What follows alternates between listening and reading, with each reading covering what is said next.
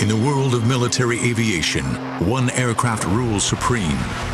Built to put American pilots back in charge of the skies, it is the ultimate air fighter, able to climb to the height of Mount Everest in just 60 seconds. Oh, the F-15 is an absolute dream to fly. It was so exhilarating and so sexy and just incredible. It proved its value in both Desert Storm and Operation Iraqi Freedom, flying thousands of successful missions against Saddam Hussein's forces. This jet was at the front of the strike force, its role to sweep enemy aircraft out of the skies. I thought it was absolutely magnificent. With firepower second to none and the maneuverability to outfly its opponents, its track record is astounding. Over 100 air-to-air kills for no losses. Not one single aircraft has been lost in air-to-air combat in over 30 years of service. Whoever controls the F-15 controls the skies. It's the greatest airplane in the world. Using extraordinary archive film and color reenactments, heavy metal flies into battle with the F-15 Eagle.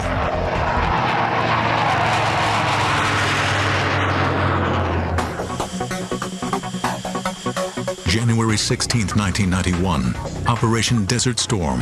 American air attacks on Iraq are poised to begin. Flying at the front of a great wave of coalition aircraft are 20 F-15 fighters. Over 40 miles into Iraq, their radar picks up enemy contacts. Captain John Kelk leads the flight of F-15s. He is the first to hear the radar warning tone in his headset. Enemy fighters are targeting his plane. You got someone locked, interrogate. Bandit. Kelk is not sure the aircraft ahead are hostile, but as the jets close in at over 1,400 miles per hour, the F-15 pilot must decide, should he shoot to kill? His radar shows a fighter flying aggressively towards him, so he prepares for combat. Closing his eyes to protect his vision from the anticipated explosion, he slams the pickle button on his stick, launching an air-to-air missile. Seconds later, an orange explosion lights up the night sky. Kelk has become the first American to score an air-to-air kill in the F-15. 30 years of planning have finally paid off. But the F-15 story begins decades earlier, deep in the Cold War years. In 1951, the Korean War is raging. American F-86 Sabre pilots fight pitched battles with Russian MiGs. These American pilots first learned their dogfighting skills during the dark days of World War II. In Korea, they achieve an alleged kill ratio of 10-to-1 against the Soviets. 10-to-1 kill ratio that the F-86 had seemed to be something that was to be aspired to, but would never be matched, which seemed to be the benchmark. I mean, it was like Babe Ruth hitting 60 home runs in a season. I mean, who is ever going to break that record? Once again, the Sabres have proven more than a match for the Red Jets. Chalk up another for the Sabres with no losses of their own.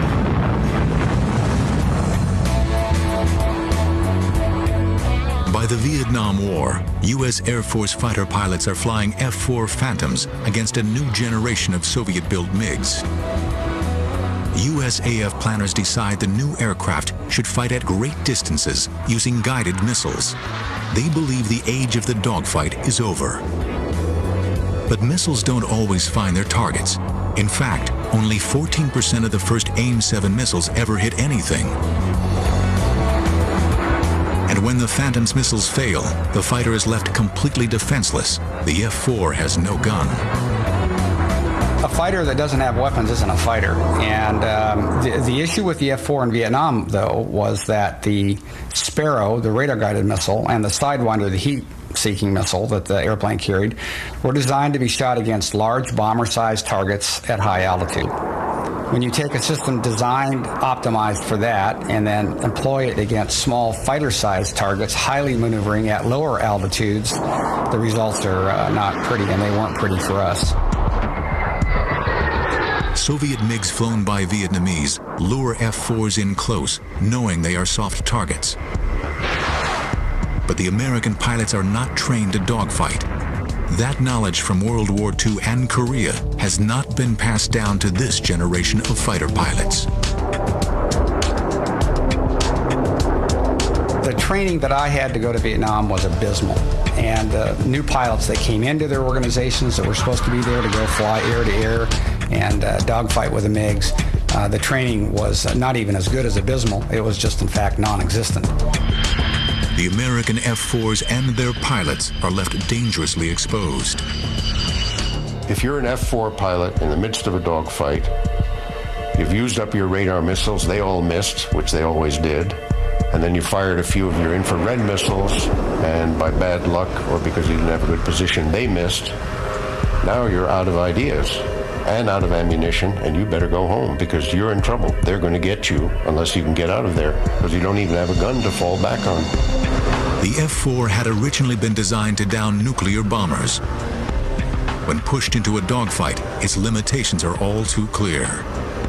The F-4, like almost all the airplanes that were designed to be electronic radar interceptors, had horrible visibility because the designers were totally focused on somebody with his head down in the radar scope, either the pilot or the guy behind him doing that. And all you needed windows for was to take off and land because the radar was going to be your eyes. Well, that's a quick way to a quick death in combat because the guy who kills you is never out front. He's always the guy who's behind you. These mistakes prove costly. Over 3,000 American aircraft are lost.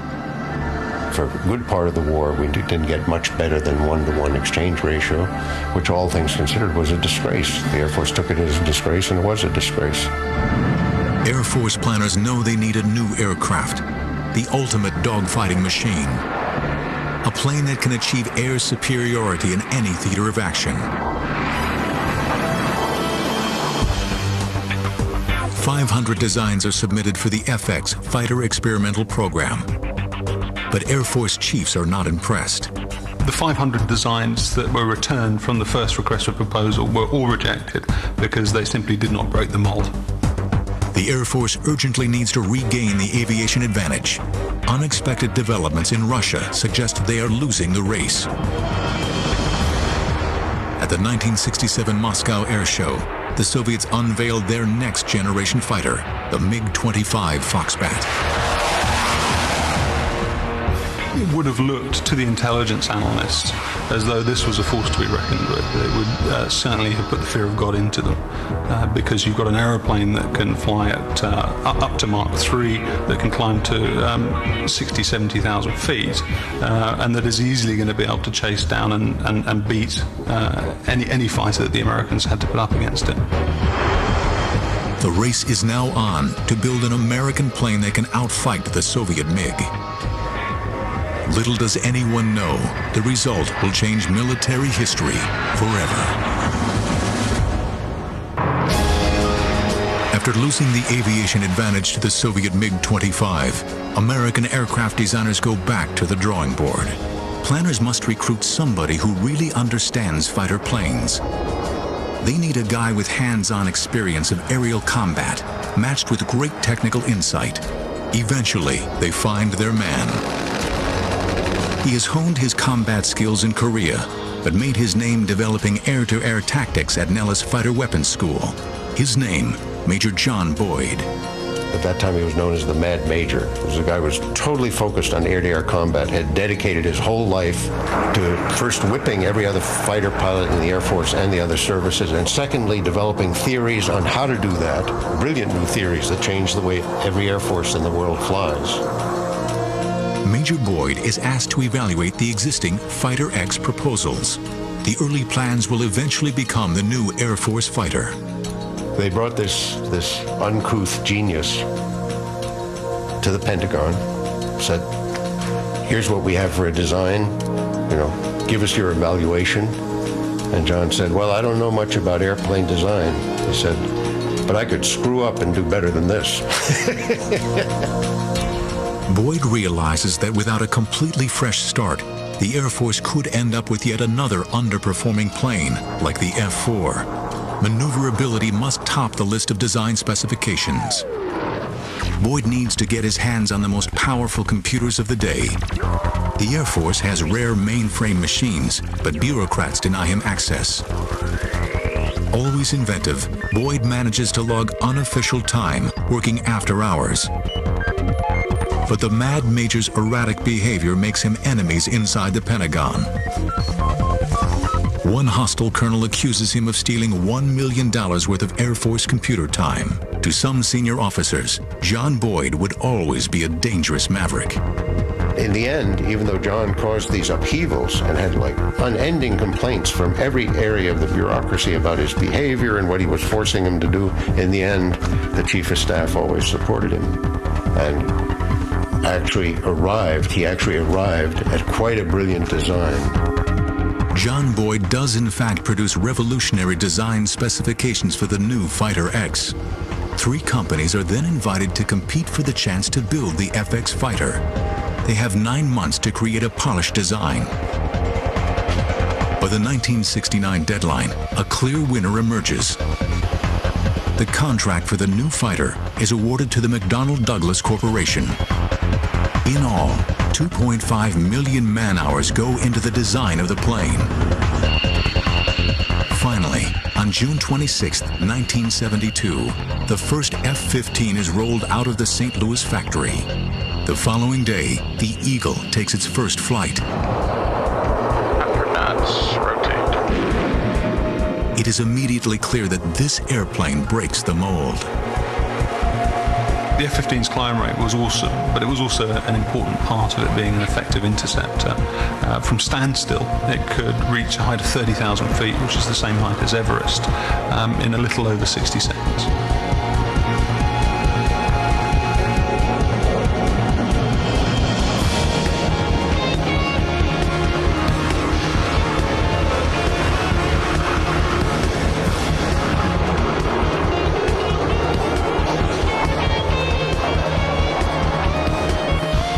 There has also been a revolution in the cockpit. Equipment is designed to free a pilot from distractions. Whether attacking or defending, a pilot must stay focused on the enemy, not the aircraft's instruments. One radical new design is intended to simplify flight displays. It's known as the HUD. A HUD is a heads-up display, and it helps us in so many ways because we don't need to look down for any information. Everything that we do and everything that we need to see is right there in front of us. You got your altitude, you got your airspeed, you've got your Mach number, your G's available, the G's that you're actually pulling, what mode you're in, whether you've got a shot on somebody, if you're trying to shoot him with a missile, whether or not you're ready for a bomb to come off. Everything that you need to see is right there in front of you, so you don't have to look anywhere else for it. While the HUD projects information onto the canopy, the hands-on throttle and stick, or HOTAS system, means a pilot should not have to look down to fire weapons. Something crucial in the heat of battle. HOTAS was designed to make it easier on the pilot to be more efficient in the cockpit. With HOTAS being that quick and easy to change from different modes, it definitely means a matter of whether you kill your bandit now or you get killed. I think that having the HUD and having HOTAS definitely makes it more strapping the fighter onto you. You become one with the fighter.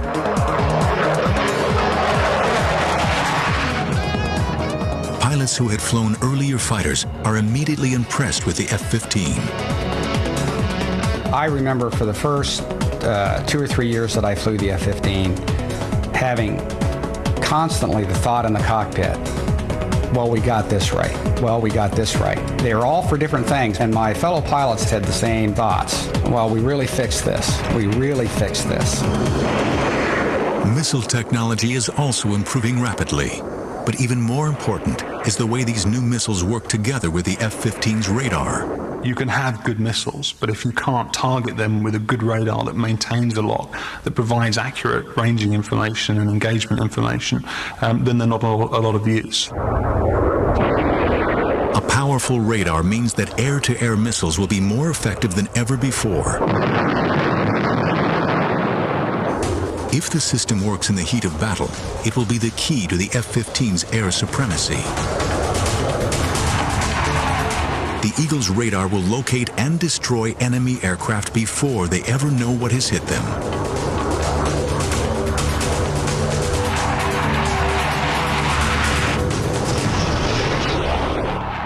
To Dick Anderegg, this system was a revelation.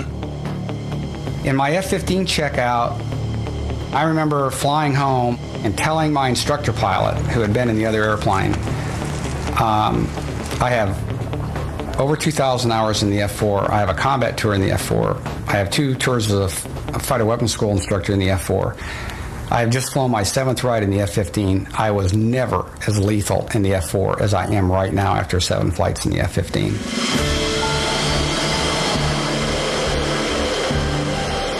Within 3 years of its first flight, the Eagle has broken multiple records. It takes back all 8 time-to-climb records from the MiG-25, the very fighter it had initially been designed to beat. With performance levels like these, other countries are quick to express interest in acquiring F-15s. Israel is the first foreign power allowed to buy it, and the experience of one Israeli pilot soon proves how durable the F-15 can be. Captain Zvi Nadavi experiences a pilot's worst nightmare when a training exercise goes horribly wrong.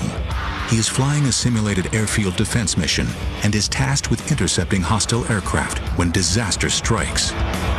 I saw what in hindsight was the number 3, which is the leader of the rear pair, and he was upside down, and I was at around 14,000 feet, and I shot a missile. Even though he was upside down, he continued to go up, and I was like this, so it was stomach to wing. We couldn't see each other, and we collided.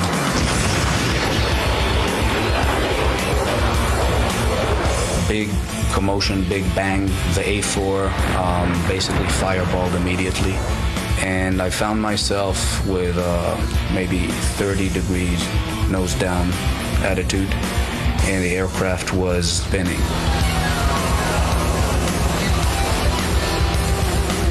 Right after the crash, I told my navigator, prepare to eject, we're going to eject.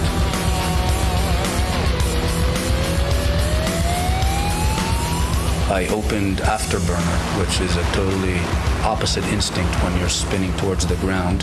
Then the roll slowly stopped, and slowly I was able to bring the nose back up. I told my wingman to come close and to inspect me.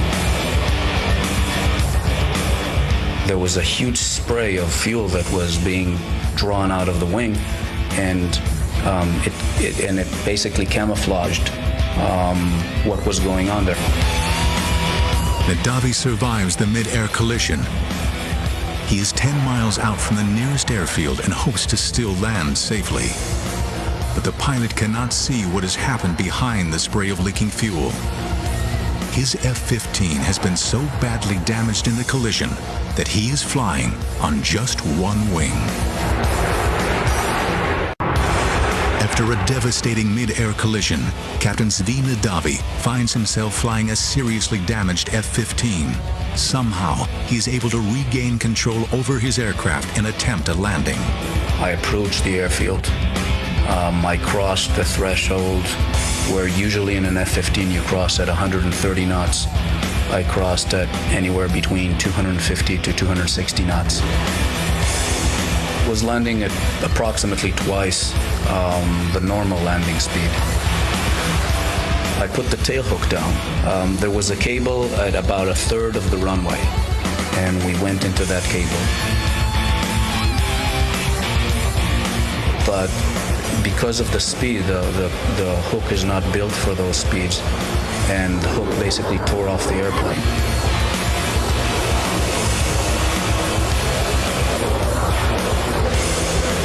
We stopped maybe 20 feet short of the barrier.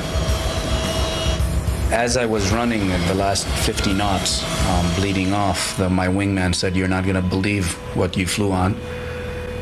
And I opened the canopy, and I reached back to shake the hand of the navigator. And as I was reaching back, that was the first time that I looked and I saw that I didn't have a wing on the right-hand side. It's highly likely that if I would have seen it clearly, I would have ejected, because it was obvious you couldn't really fly an airplane like that. I don't think any other aircraft could have taken that amount of damage or that portion of its flight surfaces removed and continued to bring us home safely.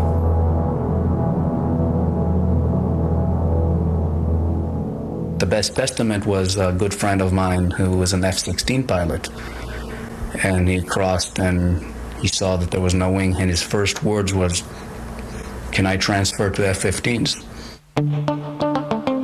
It should be aerodynamically impossible for an aircraft to fly with one wing missing.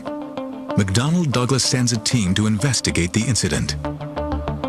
Their first inclination was it was a taxiing accident. It couldn't happen in air in the airplane. And only when they later went to analyze it and said, okay, the F-15 has a very wide body, and you fly fast enough, then you're like a rocket, then you don't need wings. The Eagle has done the impossible.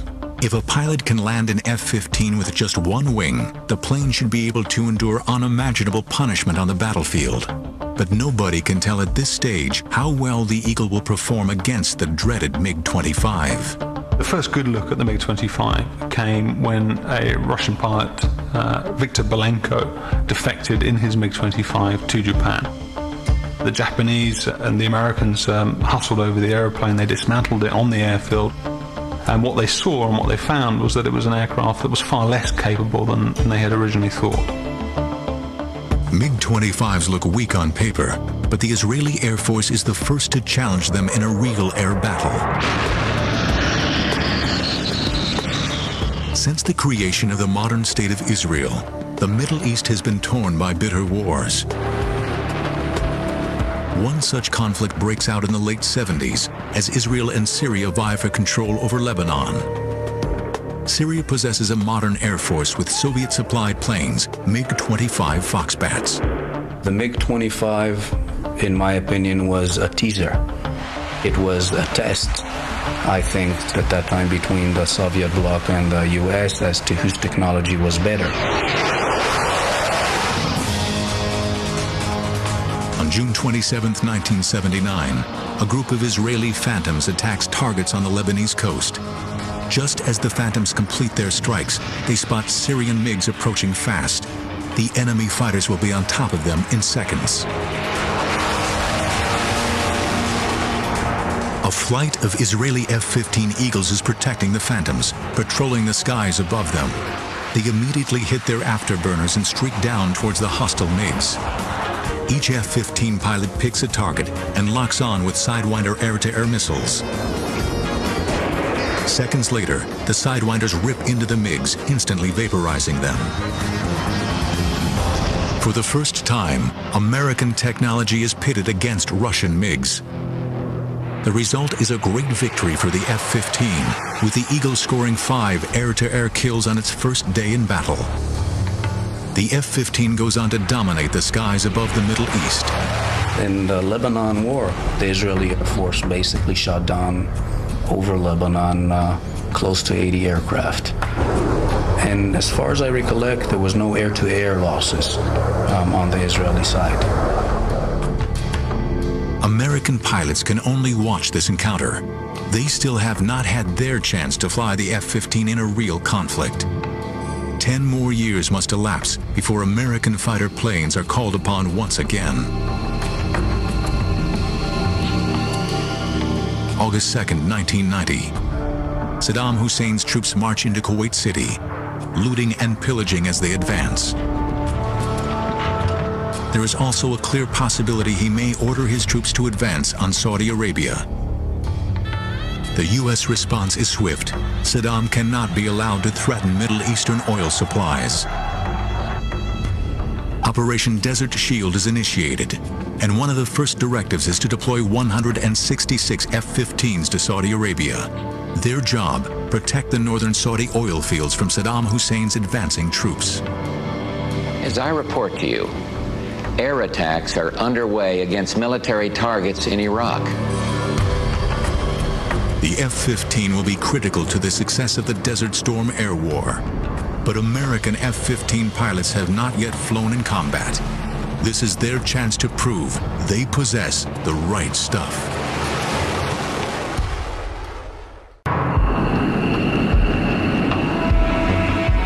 It is 1991, and F-15s are the first planes sent to the Gulf region for Desert Storm. Their job, halt Saddam Hussein's advance and help liberate the people of Kuwait. Ranked against American F-15s is the biggest air force in the Middle East. Saddam controls 550 combat aircraft, including MiG-29 Fulcrums, the latest high-tech Russian-built fighters. In this air war, there is no room for error or confusion. TACC, the U.S. Tactical Air Control Center, draws up a 600-page air tasking order. This document is General Chuck Horner's map for the air campaign. It lists every sortie, every target, every munitions to be used, and every supporting aircraft. General Horner, he was the designer of the air war, and he worked there in the TACC. He was there every night for, probably 15, 20 hours a day practically. And he or one of his other generals would come to me sometime and ask me F-15E specific questions. For example, can your airplane hit this target? And they'd show me a satellite photo or a map and a target description, and then I'd give them an answer, yes or no. And most of the time I'd look at it and go, sure, that thing's going to return radar. We've got good coordinates where it is. We can hit it. The goals of the air campaign were first get control of the air, because that enabled all other operations. Then the second goal was to debilitate the Iraqi army so they could not resist our ground forces when they went in to liberate Kuwait. And the third thing we did, which was sort of a side mission, was attack his weapons of mass destruction programs, nuclear, biological, chemical, and the Scud systems that could deliver them. General Horner assigns two primary roles to the F-15. F-15Cs, the pure air-to-air fighters, will ensure air superiority. The F-15Es, their Strike Eagle cousins, will bomb heavily defended, high-value targets. On January 17, 1991, President George Bush Sr. orders a strike against Iraq. Mike Smith was working in the Tactical Control Center. He communicates with the F-15 squadrons, passing on their target information. The first few nights, the big concentration was the fixed Scud sites. We wanted to knock out all the fixed Scud sites in western Iraq. I believe that Israel threatened to use nuclear weapons in retaliation to a Scud attack, say, that carried biological or chemical warhead. And as a result of that, I could see why the immense pressure was put on us about the Scud missiles. A wall of metal.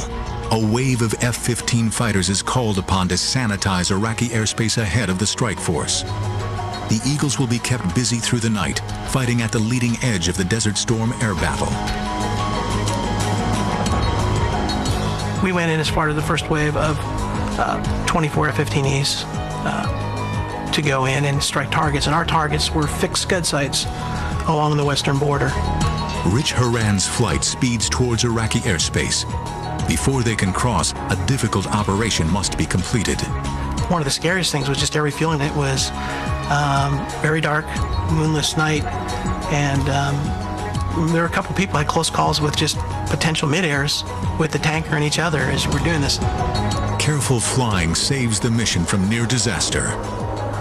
But the Eagles still have 200 miles to go before reaching the Scud sites. They now fly very low over the desert and begin targeting long before the Iraqis can even see them.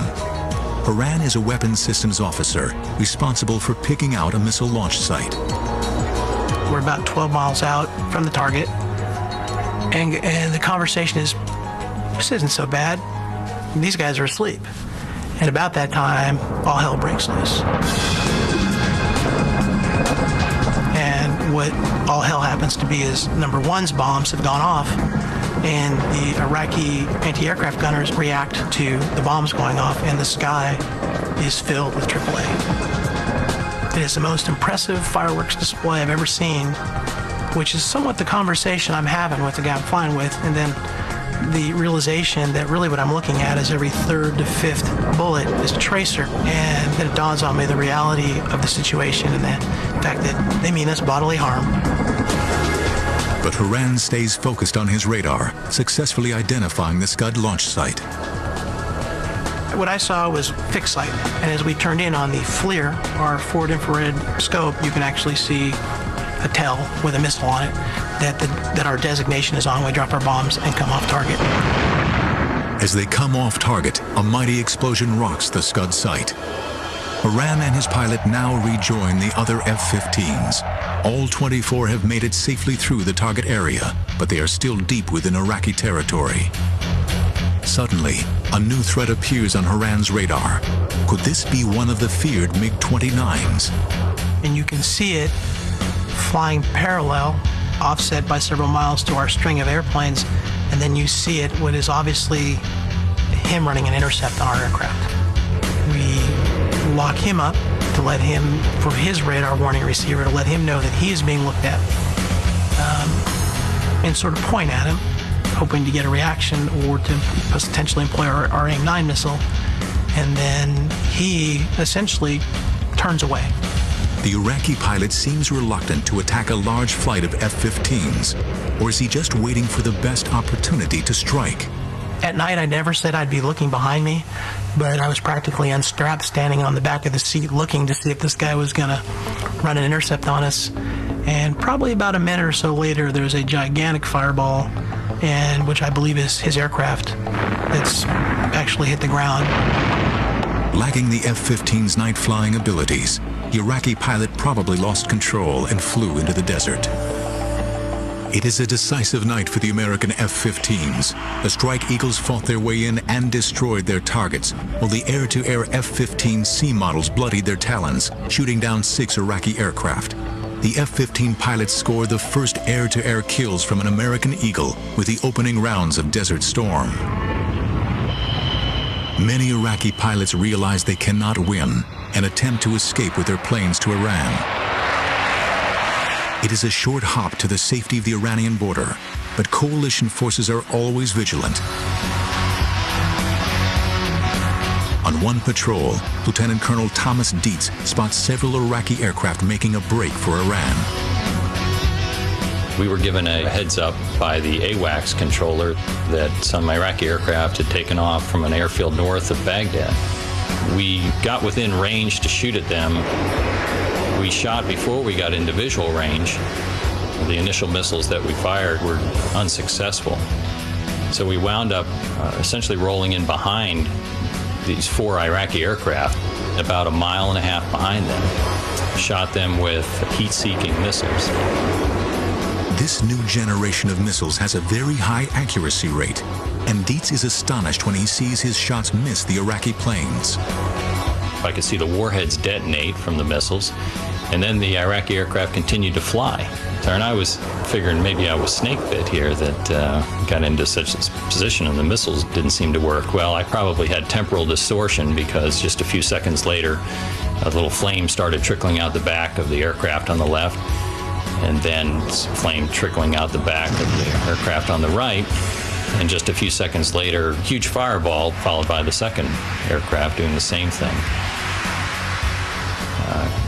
At that point, I was just about to pronounce myself the world's greatest fighter pilot, at least in my own mind, when I thought maybe I ought to look around and see if there are other Iraqi aircraft flying around.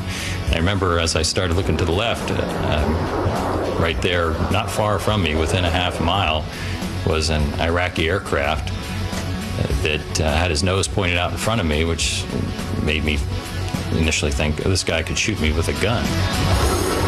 Captain Dietz is now dangerously exposed.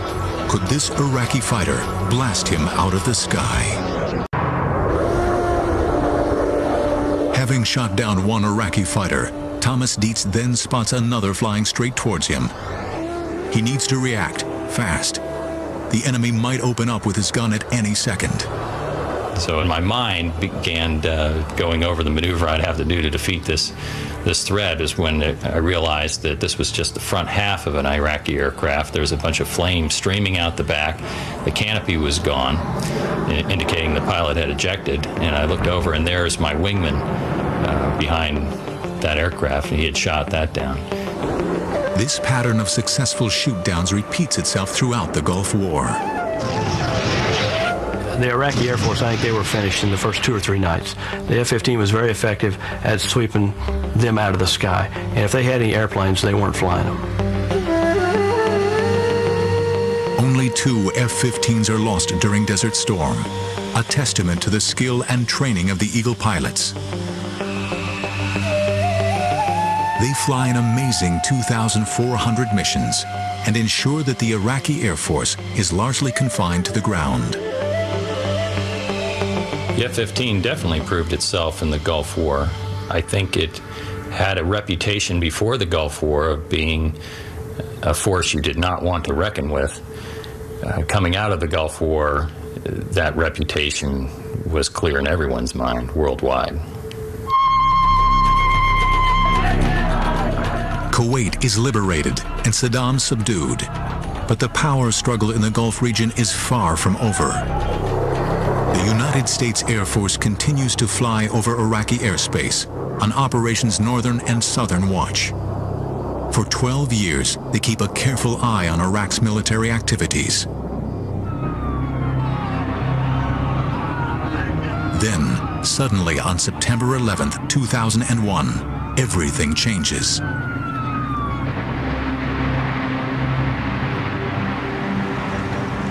Freedom itself was attacked this morning by a faceless coward, and freedom will be defended. Make no mistake, the United States will hunt down and punish those responsible for these cowardly acts. It was relatively obvious to me as a combat pilot that we were going to play some role in whatever happened. At that point, obviously, we didn't know where the attacks had come from or who was at fault or even what we were going to do about it. But I was relatively confident that if we were going to take any kind of military action, that F-15Es were going to be part of it, and I was hoping that I'd be able to be part of it as well. Well, after 9/11, obviously being the first time that we as a country have been attacked on our own soil in quite some time, every country is going to respond when something like that occurs to them. However, I think it's because of the makeup of our country, the fact that we fight for freedom, and 9/11 was an attack against that freedom. It did bring us together, and it brought us together in a very good way. Before long, F-15s are at the forefront of President George W. Bush's war on terror, helping to hunt down al-Qaeda in Afghanistan. The role of F-15E in Afghanistan was mostly close air support. They were working in close proximity of ground forces, and they relied on the eyes of those guys to find al-Qaeda and be able to determine if there's a good guy or a bad guy. It is the exceptional range of the F-15E that proves invaluable in the Afghani conflict. We're hitting targets well beyond the reaches of the Army. We're going to be the long arm of the law. F-15s also work closely with ground troops, precision bombing targets identified by their Army colleagues.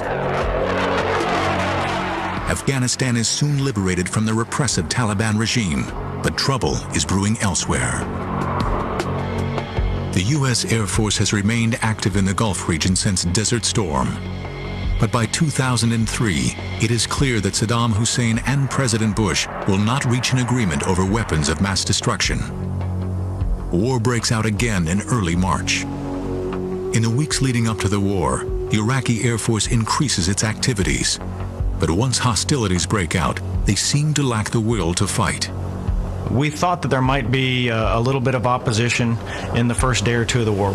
So during the first 2 days, 3 days of the war, we parked ourselves right off their airfields, just waiting for them to fly, hoping that they might get airborne and being able to take them down, realizing that if they did get airborne, they were going to be dying right off their own airfield because we were right there ready to shoot them down as soon as they took off. I'd certainly like to think that after the Iraqi Air Force experience during Desert Storm, that they'd know better than to take off and fight an eagle. I think it's the first time in warfare that there's been an enemy Air Force that didn't turn a wheel. And obviously he who hesitates is lost, because once he decided not to fly and they stayed on the ground, the bombers went in and then basically picked them off one by one. Only the Iraqi pilots can tell us why they did not fly against the coalition forces. Perhaps they hope to preserve their Air Force for future use under a new regime.